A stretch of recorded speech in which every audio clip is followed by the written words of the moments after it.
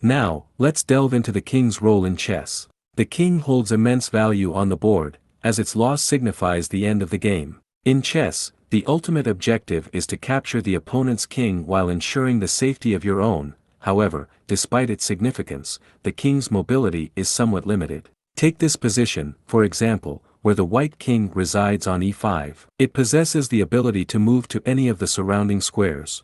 The king's movement is straightforward to remember. It can advance one square in any direction, provided that the square is not defended by an enemy piece. So in this scenario, the white king can freely traverse these squares. Similarly, in a position with a king on c2, it can move to the corresponding squares. Essentially, the king can make diagonal, horizontal, or vertical moves, all restricted to a distance of one square. During the initial stages of the game, our focus should be on protecting the king, keeping it secure behind a wall of pawns.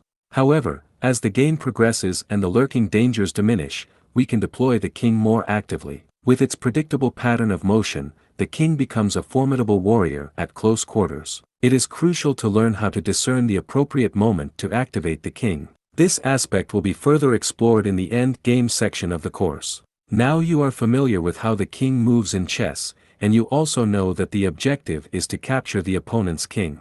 When the king is a threat, it is known as check. This is indicated by a plus mark in notation. So, in this case, it would be e5, check. The black king would then have to make a move, and we can observe that it has several options, including moving to e6, e7, d7, c7, or c6. However, the black king cannot move to c5 or d5, or capture the piece on e5, because the white king defends those squares. It is not allowed for a king to move to a square where it can be captured, which is referred to as an illegal move. This condition is known as check. When you find yourself in check in a game of chess, you have the option to simply move out of the way. However, the ultimate objective in chess is to achieve a checkmate. In the given position, white has the opportunity to play e7, which results in a checkmate. The black king is under attack but has no available moves. The squares c8 and e8 are protected by the white d7 pawn. The white pawn on e7 threatens the black king, while the white king defends this pawn and also safeguards the c7 square. Black is left with no possible moves, leading to a checkmate. There is another possible outcome for the game. In the current position, it is white's turn to move. However, regardless of the move white chooses, it would be incorrect because there are no available squares to move to. The squares c1 and e1 are protected by the black d2 pawn, while the squares e2, d2, and c2 are guarded by the black king.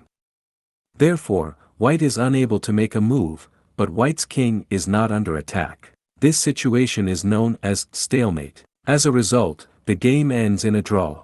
When we launch an attack on the king, it is considered as a check. The king has the option to move to a safe position. However, if the king is under attack and there are no available safe moves, it results in a checkmate. At this point, the game concludes and the player who executed the checkmate emerges as the winner. On the other hand, stalemate occurs when your king is not in check but cannot make any legal moves. In this case, the game ends in a draw.